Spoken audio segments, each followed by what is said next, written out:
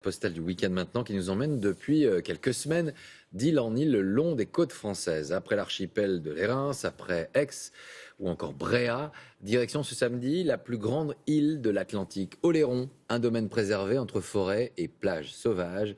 Reportage sur place, Anne-Guy Épée, Pascal Laroche.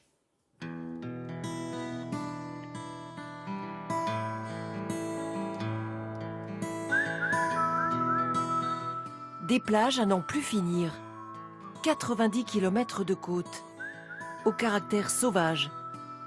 Oléron, la plus grande des îles de l'Atlantique. Sur le port de la Cotinière, 6e port de pêche français, les bateaux rentrent après plusieurs jours en mer. Une ambiance unique qu'affectionne particulièrement Evelyne Morga, amoureuse d'Oléron et de ses traditions. Tu vends à la criée? Il y a des crustacés, non, on a une vente en direct Une vente en dans la direct. Cotinière et si le surplus, ouais, en criée. En criée ou de la langouste. Magnifique. Evelyne Morga fait visiter les parcs à huîtres, la spécialité du bassin de Marennes-Oléron. Cette petite fille d'ostréiculteur sait guider les touristes dans la vase et leur raconter la vie intime du mollusque. Et juste au-dessus, vous allez voir une boule qui bat, qui se gonfle et se contracte. Eh bien, c'est son cœur. On découvre l'anatomie de l'huître, quoi, parce que comme on est des gloutons, on mange tout d'un coup. On ramasse tout. Et donc, c'est impressionnant Moi, c'est de voir le comprendre. cœur palpiter. Là, vraiment, Oui. c'est fou. Maintenant, l'instant travaux pratiques. Retourner les poches pour décoller les coquilles, comme les professionnels. C'est pas facile. Bah, si on fait ça tous les jours, ça doit être épuisant. Prenez quoi là? Les piquets de bouchon avec le Fort Boyard en fond.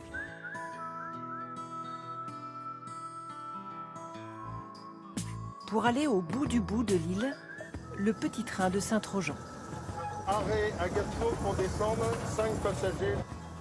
6 km de rail à petite vitesse. Le temps de profiter du paysage avant la baignade. On est dans la forêt, on va arriver à la plage. Pas envahi par les voitures, c'est super. Fin du voyage. Voici la belle plage de Gatso, inaccessible en voiture.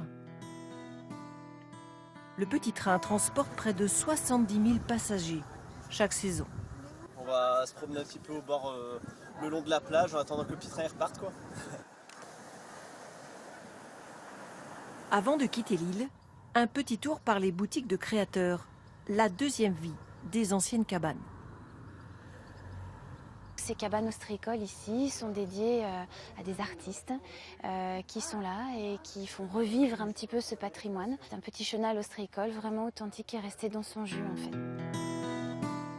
Oléron accueille des centaines de milliers de vacanciers.